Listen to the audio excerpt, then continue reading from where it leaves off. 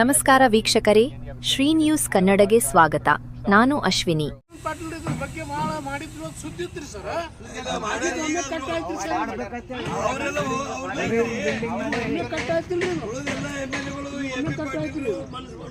Sir ಎಂತ ತಾರತಮ್ಯ ಧೋರಣೆ ಅಂದ್ರೆ ಕನಕಪುರಕ್ಕ ಹಾಸ್ಪಿಟ್ಲ್ ಕಾಲೇಜ್ಗೋಸ್ಕರನೇ ಜಾಗಕ್ಕೆ ರೊಕ್ಕ ರಿಲೀಸ್ ಮಾಡ್ತಾರೆ.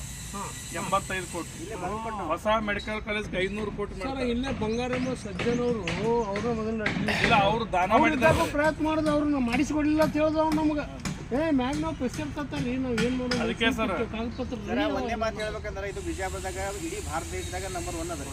ಅಂದ್ರೆ 150 ಎಕರೆ ಅದ ರೀ. ನಮ್ಮ ದೇಲ ಕ್ಯಾಪಿಟಲ್ ಸಿಟಿಯಾಗ 115 ಎಕರೆ ಅದ ರೀ ಸರ್. ನಮ್ಮ ಏರಿಯಾದ ಜಗ್ ಬಂದೇ ಸಾಯ್ಬೇಕು, ಏನೂ ಬಂದು ಸಾಯಂಗಿಲ್ಲ ನಮ್ಮಲ್ಲಿ. ಏನೂ ಬರಂಗಿಲ್ಲ ನಮಗೆ. ಜಗ್ ಬಂದ್ರೆ ಸಾಯೋದು. ಆ ಬಂಗಾರದ ಜಾಗ ಎಷ್ಟು ಅದಕ್ಕೆ ನಿಮ್ಮ ಹಿರಿಯರೆಲ್ಲರದು ಆಶೀರ್ವಾದ ಬೇಕು. ಅಲ್ಲಲ್ಲ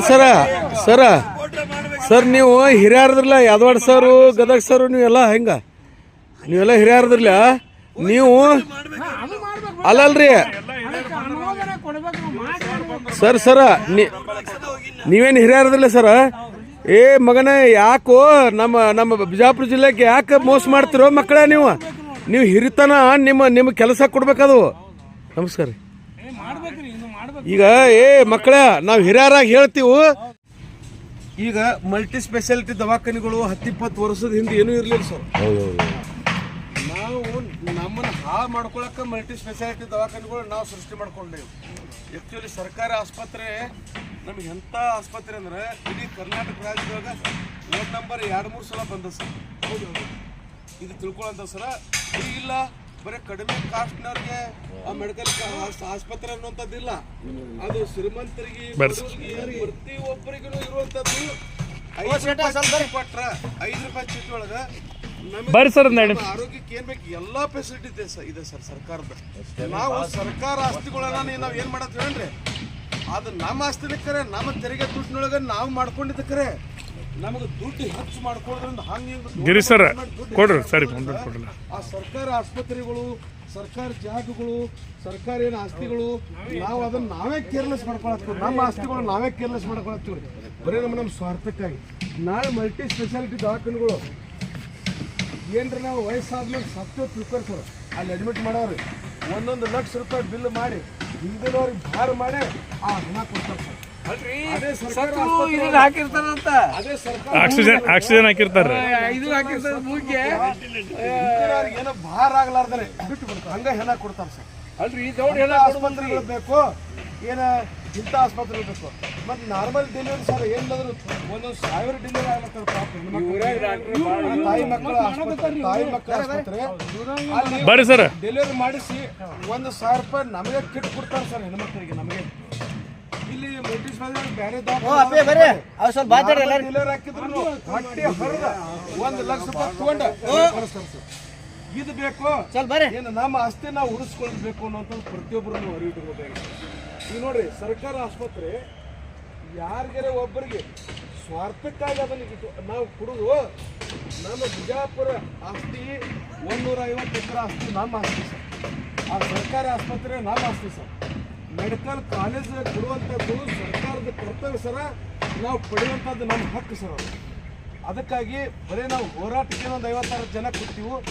ನಾವು ಅಷ್ಟೇ ಜವಾಬ್ದಾರಿ ಅಲ್ಲ, ಇಡೀ ಬಿಜಾಪುರ ಜಿಲ್ಲೆ ಜನ, ನಾವು ಹಿರಿಯರಾಗಿರ್ಬೋದು, ಯುವಕರಾಗಿರ್ಬೋದು, ಮಹಿಳಾ ತಾಯಂದಿರಾಗಿರ್ಬೋದು, ಸಹೋದರಿಯರಾಗಿರ್ಬೋದು,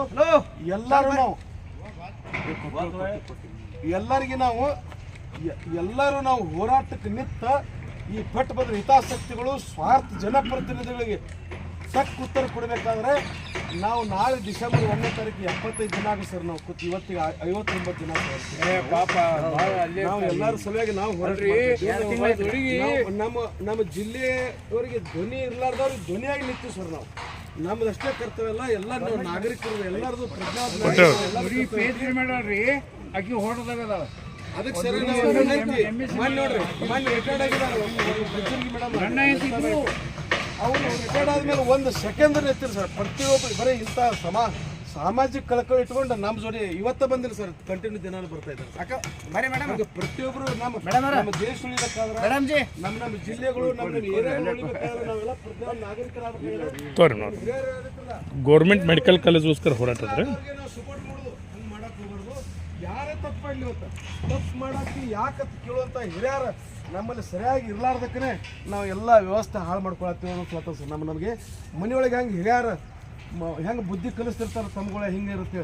ಬರೀ ನಮ್ಮ ಮನೆಗೆ ಸೀಮಿತ ಆಗೋದು ಬೇಡ ಸರ್. ಹಿರಿಯರು ಇಡೀ ನಮ್ಮ ಜಿಲ್ಲೆಗೆ ನೀವು ಹಿರಿತನ ಒಳಗೆ ನೀವೆಲ್ಲರೂ ತಯಾರಾಗಿ ನಮಗೆ ಒಂದು ಸ್ವಲ್ಪ ಹೆಗಲಿಗೆ ಹೆಗಲು ಕೊಟ್ಟು ನಿಂದ್ರಿ ಸರ್. ನಾಳೆ ಒಂದು 25,000 ಜನರಿಗೆ ಕೊಡಿಸ್ತಾ ಇದ್ದೀವಿ ಸರ್ ನಾವು ಡಿಸೆಂಬರ್ 1ನೇ ತಾರೀಕಿಗೆ. ಅವಾಗ ಏನೈತೆ ರೀ, ಪ್ರತಿಯೊಂದು ನೀವು ಯಾವ ಊನಿಂದ ಬಂದಿರೋ ಯಾವ ಕಾಲನಿಂದ ಬಂದಿರೋ ಗೊತ್ತಿಲ್ಲ ಸರ್. ಪ್ರತಿಯೊಬ್ಬರಿಗೆ ನೀವು ವಾಟ್ಸಪ್ನಲ್ಲಿ ಕಳಿಸಿಲ್ಲ ಸರ್. ಪ್ರತಿಯೊಬ್ಬರಿಗೆ ವಾಟ್ಸಪ್ ಮಾಡಿ ಪ್ರತಿಯೊಬ್ಬರಿಗೆ ಮಾಹಿತಿ ಒದಗಿಸ್ರಿ. ಆಮೇಲೆ ಸಹೋದರಿಯರು ತಾಯಂದಿರು ನೀವು ಹಿರಿಯರು ಎಲ್ಲರೂ ಏನು ಡಿಸೆಂಬರ್ 1ನೇ ತಾರೀಕಿನ 75 ದಿನಕ್ಕೇನು 25,000 ಜನರಿಗೆ ಕೊಡಿಸ್ಲಾತೀವಿ.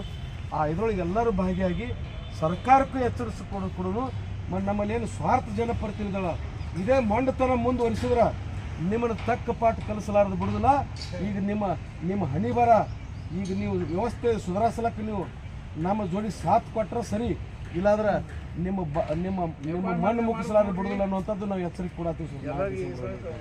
ಅದಕ್ಕೆ ತಾವೆಲ್ಲರೂ ಭಾಗಿಯಾಗಬೇಕಂತ ವಿನಂತಿ ಸರ್. ಸರ್ ಮತ್ತೊಂದು ವಿಷಯ, ಇದು ಯಾವುದೇ ಒಬ್ಬ ವ್ಯಕ್ತಿ ವಿರುದ್ಧನೂ ಇಲ್ಲ, ಒಂದು ಪಕ್ಷದ ವಿರುದ್ಧನೂ ಇಲ್ಲ.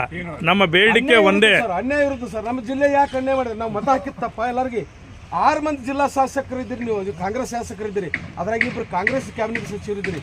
ಮಣ್ಣಲ್ಲಿ ಪುತ್ತೂರು ದಕ್ಷಿಣ ಕನ್ನಡ ಜಿಲ್ಲೆಯೊಳಗೆ ಬೇಕ್ರಿ ಸರ್ ನಮಗೆ ಸರ್ಕಾರಿ ವೈದ್ಯಕೀಯ ಕಾಲೇಜ್ ಅಂತೇಳಿ ಬರೀ ಕಾಂಗ್ರೆಸ್ದಾನ ಒಬ್ಬನೇ ಇದ್ದಾನೆ. ಅದು ಪುತ್ತೂರು ಶಾಸಕ, ಅವು ಕಾಂಗ್ರೆಸ್ದ ಒಬ್ಬನೇ ಇದ್ದಾನೆ.